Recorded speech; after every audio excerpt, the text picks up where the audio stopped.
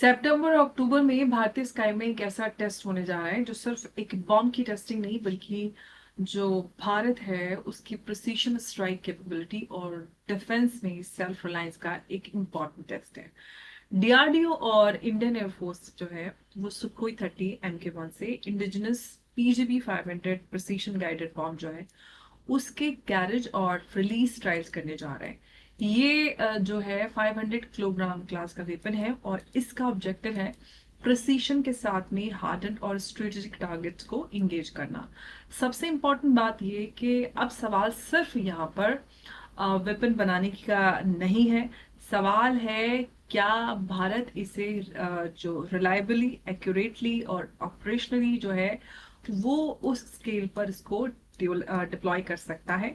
ये सबसे अहम सवाल है और यहाँ पर जो स्टोरी है वो और इंटरेस्टिंग हो जाती है।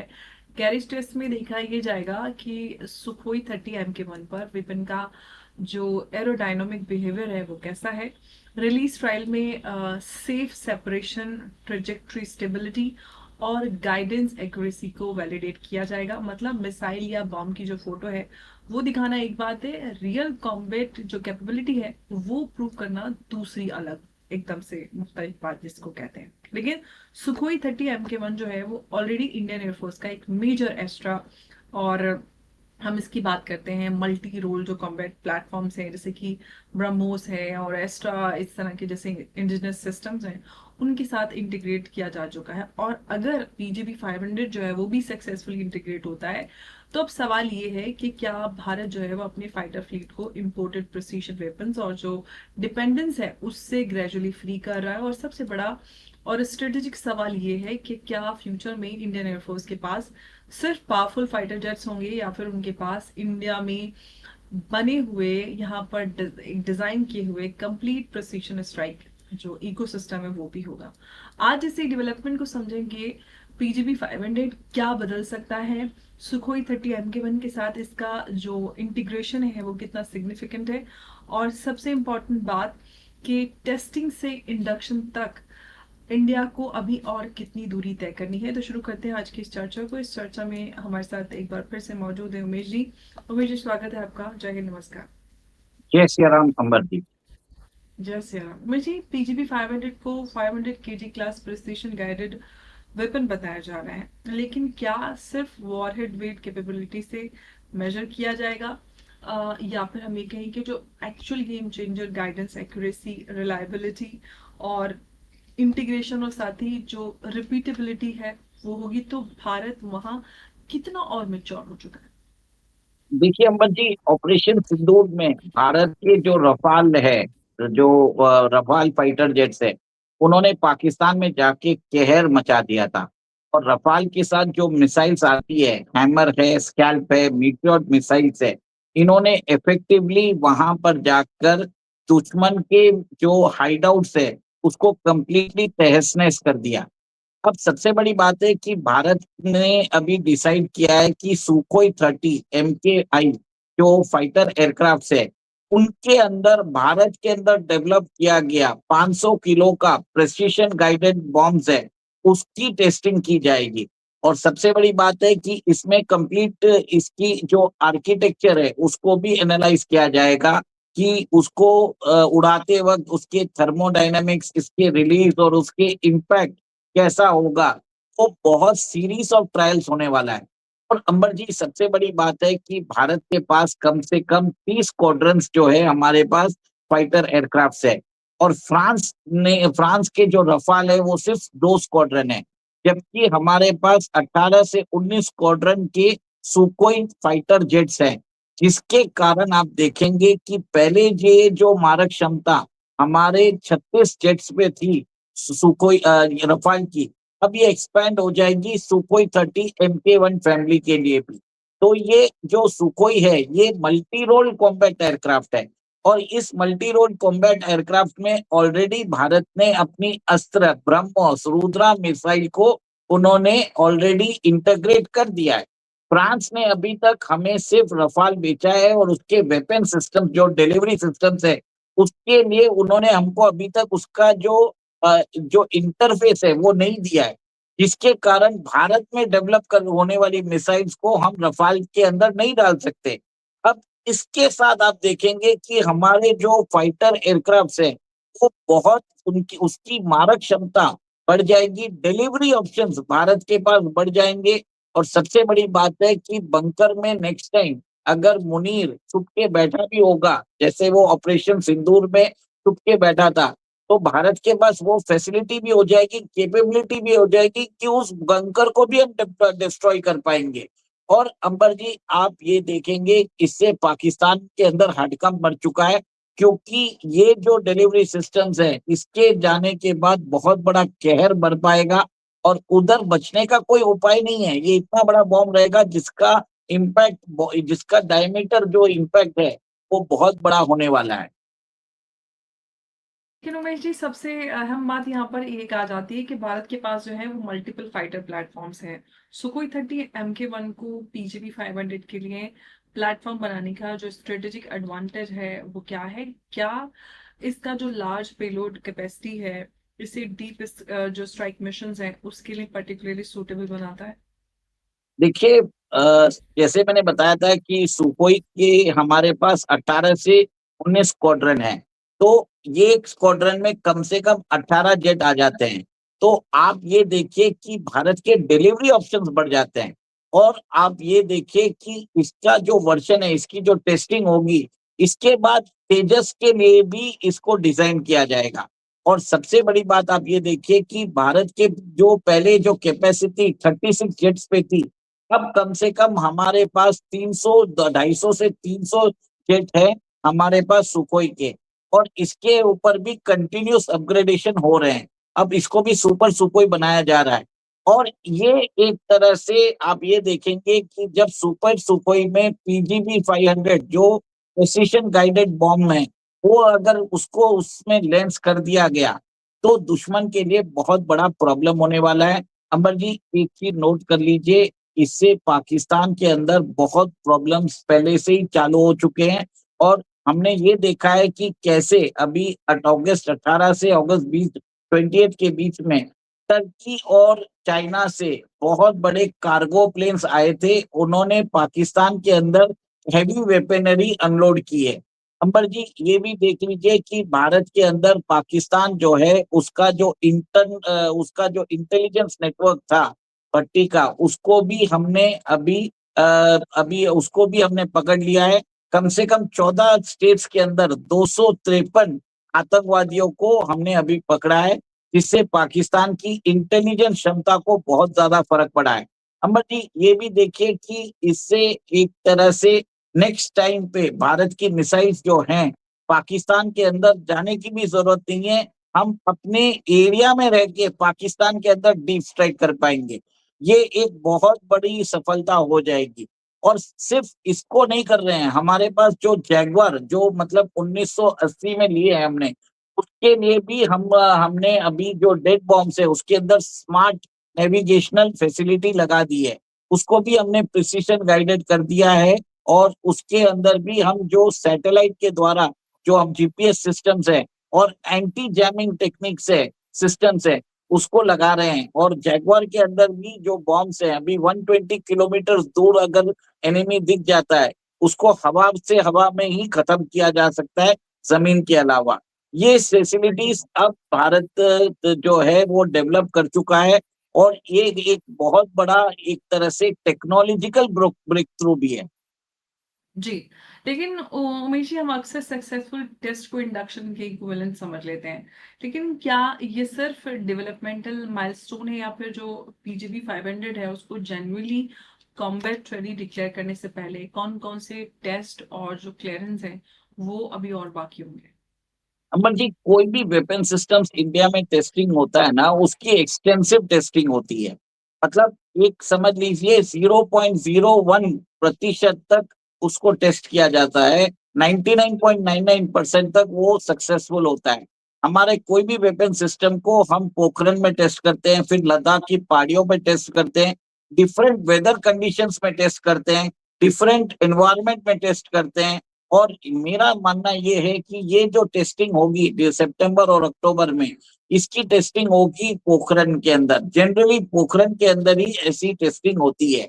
और आपको ये भी याद होगा कि भारत ने अभी जो लास्ट ईयर, आपको याद होगा कि भारत ने डिक्लेयर किया है कि वो बंकर बस्टर बॉम्ब्स बनाने वाला है। और वो बंकर बस्टर बॉम्ब्स अग्नि 5 मिसाइल के जैसे होने वाली है। तो ये जो मिसाइल का टेस्टिंग है, इससे आगे जाके भारत अपनी अग्नि 5 मिसाइल के अंदर भी बंकर बस्टर की जो टेक्नोलॉजी है उसको इंटरग्रेट करेगा। और बताया जाता है कि ये जो बंकर बस्टर बॉम्ब्स रहेंगे जो अग्नि 5 के, वो 100 मीटर जमीन के अंदर जाके दुश्मन के जो कमांड सेंटर है, दुश्मन की जो ऑपरेशनल सेंटर है और हाईवे रनवे सबको तहस नहस कर सकता है। उससे तो कोई भी बच नहीं सकता। मतलब वो यूज कर लिया तो दुश्मन का एक तरह से दुश्मन का तो तहस नहस होना कंफर्म होगा। क्योंकि अग्नि 5 मिसाइल जो है वो इंटर कॉन्टिनेंटल बैलिस्टिक मिसाइल है। और ये जो पीजीपी 500 होगा, ये उसका अर्लियर स्टेज है। और इसके बाद हम उसको भी डेवलप करेंगे। और ये बहुत बड़ी सफलता दे देगा हमको फॉर डेवलपमेंट ऑफ दिस अग्नि 5 बंकर बस्टर बॉम्ब। सबको याद होगा कि कैसे अमेरिका ने ईरान के फोर्दो न्यूक्लियर प्लांट पे लास्ट ईयर 14 बम गिराए थे। मतलब सबको याद होना चाहिए कि एक एक बम के अंदर मतलब 14 बम गिराए थे। उसके बाद ये ऑपरेशन को सक्सेसफुल बोला था। भारत ने उसी समय बोल दिया है कि हम इतने बड़े बॉम्ब के जगह अपनी मिसाइल के अंदर कैपेसिटी दे देंगे। तो एक तरह से स्पीड, पेलोड और प्रेसिशन स्ट्राइक, तीनों से एक तरह से लेंस होगी। और भारत का ये जो 500 किलोमीटर 500 किलोग्राम का जो बॉम्ब है, तो इसको हम परफेक्ट करेंगे अग्नि 5 के अंदर। बिल्कुल। लेकिन उमेश जी, अगर हम इंडिजिनाइजेशन की बात करते हैं तो इंडिया जो है वो डिफेंस में सेल्फ रिलायंस की बात कर रहा है। मोदी जी का काफी इस पे जोर है हर बार। 15 अगस्त पे, चाहे जनवरी हो 26, उस पे बात करें तो बहुत क्रिटिकल क्वेश्चन ये है कि पीजीपी 500 के जो गाइडेंस, नेविगेशन, साथ ही इलेक्ट्रॉनिक्स और जो सीकर इकोसिस्टम है, वो एक्चुअल इंडिजिनाइज जो कंटेंट उसको कितना है? क्या भारत जो है वो कंप्लीट सप्लाई चेन कंट्रोल कर रहा है? अंबर जी देखिए, हमारे पास जैसे मैंने बताया है, इसराइल की लोरा और रैम्पेज मिसाइल भी है। फ्रांस की जो हैमर, स्कैल्प और मीटियोर मिसाइल्स भी है। पर अगर लंबा युद्ध होता है तो वही डिलीवरी सिस्टम्स काम आते हैं जो आपके देश में आप इसको प्रोड्यूस कर सकते हैं, स्केल अप कर सकते हैं with in a short span of time. और उस टाइम पे आपको आपके पास जो इंडिजिनस टेक्नोलॉजीज रहेंगी और इंडिजिनस सिस्टम्स रहेंगे, उसी को आप स्केल अप कर सकते हैं। और सबसे बड़ी बात है, इसका जो ये बॉम्ब है कंप्लीटली इंडिजिनाइज रहेंगे। डीआरडीओ अपनी लैब्स में टेस्ट कर रही है। तो मतलब आप देखेंगे इसके जितने भी रॉ मटेरियल्स होंगे वो भारत में भूतपूर्व क्वांटिटी में मिल जाएंगे। और जब भी इसको स्केल अप करना है उसको जल्द स्केल अप कर किया जा सकता है। ये चीज इसके लिए इम्पोर्टेंट है क्योंकि ऑपरेशन सिंदूर में हम मुझे लगता है ऑपरेशन सिंदूर 2.0 जब होगा वो लंबी अवधि के लिए होने वाला है। इस बार जो हमने इसको 88 आवर्स में बंद कर दिया था ऑपरेशन सिंदूर, वैसा होने वाला नहीं है। और उसमें आप ये देखेंगे कि सिर्फ भारत का वेस्टर्न फ्रंट नहीं, ईस्टर्न फ्रंट भी भारत के ऊपर हमला कर सकता है। तो इसके लिए आपके पास जो डिलीवरी सिस्टम्स और आपके पास जो प्रोडक्शन बढ़ाने की कैपेसिटी होनी चाहिए, इसमें ये बॉम्ब्स जो होंगे, ये वेपनरी बहुत काम होगी। मैं इसके लिए बोल रहा हूँ, देश में बनी हुई मिसाइल्स, देश के अंदर बने हुए डिलीवरी सिस्टम्स को हम कभी भी स्केल अप कर सकते हैं। और सबको मालूम है कि बांग्लादेश ने भी अभी वो मक्का पैक्ट वो जो है वो ज्वाइन करने वाला है। क्योंकि उसको इनवाइट किया है, तारिक उर रहमान को एमबीएस ने इनवाइट किया है। और ये मक्का पैक्ट अभी तक सऊदी अरेबिया, पाकिस्तान और टर्की ने साइन किया है। और सबसे बड़ी बात है कि पाकिस्तान जो है भारत के साथ युद्ध भी कर सकता है क्योंकि आसिफ मुनीर जो है वहां पर सीडीएफ के उसको उपाधि दे चुके हैं। और अभी जो नई खबर आई है उसमें बताया गया है कि रावलपिंडी के अंदर जो वहां रावलपिंडी को सेना के सपुर्द कर दिया गया है। पाकिस्तान की जो 3 कंपनीज है जी, 3 वो। कंपनीज़ डिप्लॉय की हाँ, गई हैं। हाँ, वो रावलपिंडी में स्टेशन है। तो एक तरह से मेजर ऑफेंसिव कभी भी हो सकता है, सरप्राइज अटैक ऑन इंडिया कभी भी हो सकता है। इसके लिए भारत को भी अपने डिलीवरी सिस्टम्स, अपने जो वेपन प्रोडक्शन सिस्टम्स है, उसको कॉन्स्टेंटली अपग्रेड करने की जरूरत है, क्योंकि जी, नेक्स्ट वॉर के अंदर पाकिस्तान प्रिपेयर्ड रहेगा। ऑपरेशन सिंदूर में उन्होंने गलतियां की है, उससे उन्होंने सीखा होगा। हमें भी अपनी स्ट्रेटेजीज को एक तरह से अपग्रेड करने की जरूरत है। पुरानी स्ट्रेटेजीज जो है दुश्मन जान चुका है, और इसी बिल्कुल। के लिए कंटिन्यूअसली अपग्रेड करने के चक्कर में ये बहुत इंपॉर्टेंट कदम होगा।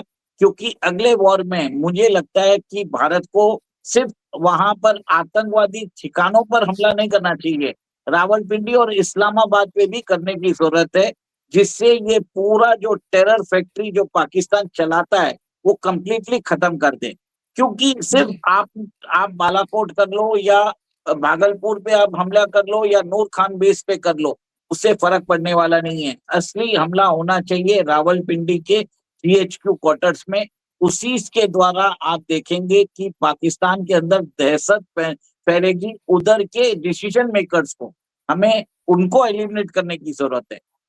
बिल्कुल। लेकिन उमेश जी, चाइना और पाकिस्तान जो है वो दोनों प्रिसिशन स्ट्राइक कैपेबिलिटी जो है वो रैपिडली डेवलप कर रहे हैं। क्या पीजीबी 500 जो है वो इंडिया का जो रीजनल प्रिसिशन स्ट्राइक गैप है उसको रिड्यूस करने की डायरेक्शन में एक इम्पॉर्टेंट स्टेप है? और साथ ही क्या भारत को इस कैटेगरी में अभी और लॉन्गर रेंज जो सिस्टम है उसकी आवश्यकता है? देखिए, पाकिस्तान के लिए हमें और कुछ करने की जरूरत नहीं है। हमारे existing delivery systems are more than enough. हमारा ये पीजीबी 500 भी बहुत ही काफी है। हम चाइना के लिए अग्नि 5 बंकर बस्टर बॉम्ब बनाएंगे। अब जो अगली टेस्टिंग होगी इसके बाद, वो चाइना के लिए होगी। क्योंकि चाइना वो अग्नि 5 जो है वो इंटर कॉन्टिनेंटल बैलिस्टिक मिसाइल है। उसकी रेंज होगी 2500 किलोमीटर, और वो मिसाइल के साथ हैवी पेलोड जो है वो कैरी करेगा, और उसमें वो प्रिसिशन गाइडेड रहेगी। और उसमें आप देखेंगे चाइना के जितने भी शहर हैं उसकी रेंज में आ जाएगा। तो अंबर जी, मेरा ये मानना है कि पाकिस्तान के लिए तो पीजीबी 500 ही चलेगा। और चाइना जो है अभी वो भारत के साथ युद्ध में नहीं आना चाहता, क्योंकि फर्स्ट चाइना का जो फर्स्ट इरादा है कि उसको ताइवान को इंटीग्रेट करना है वन चाइना पॉलिसी में।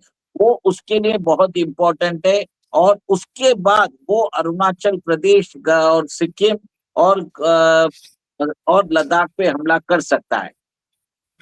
उमेश जी, लेकिन ब्रह्मोस अस्त्र और अब पीजीबी 500 जैसे जो इंडिजिनस वेपन्स हैं उनके इंटीग्रेशन के साथ जो है वो सुखोई एम के 1 की अगर हम बात करते हैं उसके रोल प्रोफाइल और कंटिन्यूअसली जो है वो एक्सपेंड हो रहा है। क्या सुखोई 30 MK1 इंडिया का जो most versatile indigenous weapon carrier बन सकता है या बन रहा है, देखो, यूं कह पूछेंगे बल्कि? बन रहा है अंबर जी। सुखोई 30 को हम अभी सुपर सुखोई 30 बना रहे हैं। उसका जो मेन फ्रेम है उसको भी चेंज किया जा रहा है। उसके जो इलेक्ट्रॉनिक वॉरफेयर सूट्स है उसको चेंज किया है। उसमें अपग्रेडेड रेडार्स लगा रहे हैं।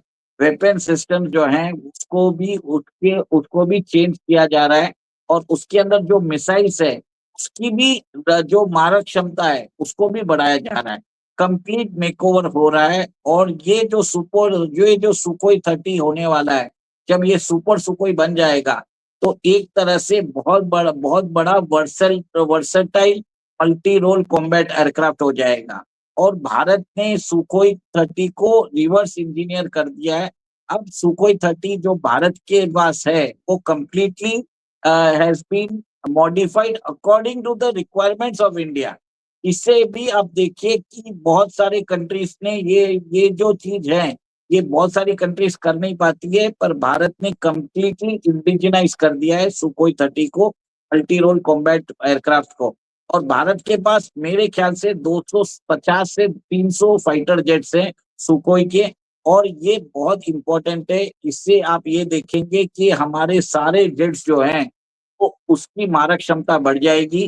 पहले we had to depend only on French Rafale jets. अब इसके अंदर हम डिलीवरी सिस्टम्स बना रहे हैं which are even for Jaguar. Jaguar के अंदर भी जो उधर जो डेड बॉम्ब्स हैं उसके अंदर नेविगेशन सिस्टम डाल के हमने उसकी भी मारक क्षमता बढ़ा दी है। 120 किलोमीटर दूर वो दुश्मन के टारगेट्स को खत्म कर सकता है। ये बहुत बड़ी उपलब्धि है अंबर जी। इससे आप ये देखेंगे कि दुश्मन जो है भारत के जो डिलीवरी सिस्टम से डरेगा। लोग फाइटर जेट्स की बात करते हैं, पर भारत ने फाइटर जेट से ज्यादा डिलीवरी सिस्टम्स पे कॉन्सेंट्रेट किया है। और डिलीवरी सिस्टम जो है युद्ध के अंदर बहुत इंपॉर्टेंट होता है। और ऑपरेशन सिंदूर में हमने देखा कि कैसे हमने पहली रात में दुश्मन के 11 ठिकानों पर हमने उनको कंप्लीटली उधर जो फैसिलिटीज है उसको कंप्लीटली ध्वस्त कर दिया था। बिल्कुल, बिल्कुल। तो पीजीपी 500 की दोस्तों जो सितंबर अक्टूबर टेस्टिंग है उसको सिर्फ एक और मतलब एक अनदर डिफेंस ट्रायल समझना जो है वो बहुत बड़ी गलती हो सकती है। बिकॉज मॉडर्न वॉरफेयर में एडवांटेज सिर्फ फाइटर एयरक्राफ्ट के पास होने से नहीं होता है, बल्कि एडवांटेज मिलता है aircraft plus sensors plus targeting plus guidance plus precision weapons plus domestic production capability. क्योंकि ये बहुत इंपॉर्टेंट होता है कि आपके पास पूरा कंप्लीट इकोसिस्टम हो, तभी आपको प्रॉपर एडवांटेज मिलता है। लेकिन अब यहाँ पर हम बात करते हैं कि जो सक्सेसफुल अगर हम ये पूरा सिस्टम है कि भारत जो है वो किस तरह से धीरे धीरे इस डायरेक्शन में मूव करता हुआ नजर आ रहा है। लेकिन जो सेलिब्रेशन से पहले हमें वैलिडेशन जो है वो भी बहुत जरूरी है, क्योंकि सितंबर और अक्टूबर में जो ट्रायल्स होंगे वो ये बताएंगे कि पीजीबी 500 जो एरोडायनेमिक्स स्टेबिलिटी और सेफ रिलीज और साथ ही जो गाइडेंस एक्यूरेसी है उसके पैरामीटर्स पर कितना परफॉर्म करता है। उसके बाद यूजर इवेल्युएशन और साथ ही जो ऑपरेशन क्लियरेंस है, इस तरह के जो स्टेजेस हैं वो इक्वली इंपॉर्टेंट होंगे। और एक सक्सेसफुल टेस्ट जो है वो हेडलाइंस तो बिल्कुल बनाता है, क्योंकि बहुत इम्पॉर्टेंट ये एक डेवलपमेंट है और काफी बड़ा डेवलपमेंट है। लेकिन बैटलफील्ड क्रेडिबिलिटी सिर्फ जो कंसिस्टेंसी और एक्यूरेसी और रिलायबिलिटी और जो स्केल जो है इस सब को मिलाकर बनती है। और अगर पीजीबी 500 इन टेस्ट को सक्सेसफुली क्लियर करता है तो भारत के लिए सवाल सिर्फ ये नहीं होगा कि इंडिया ने एक और बॉम्ब बना लिया, बल्कि सवाल ये होगा कि भारत अब इम्पोर्टेड प्रिसीशन वेपन्स का बायर नहीं बल्कि प्रिसीशन स्ट्राइक आर्सेनल का आर्किटेक्ट बना रहा है। और ये एक बहुत इंपॉर्टेंट डेवलपमेंट है। और इसी सवाल के साथ जो जवाब है वो ये है कि पीजीबी 500 का जो अगले जो एंगल ट्रायल्स हैं वो इसका जवाब देने वाले हैं। तो उमेश जी, आपका बहुत धन्यवाद इस चर्चा में हमारे साथ जुड़ने के लिए। नमस्कार, जय हिंद, जय भारत। जय श्री राम। जय श्री राम उमेश जी, बहुत धन्यवाद।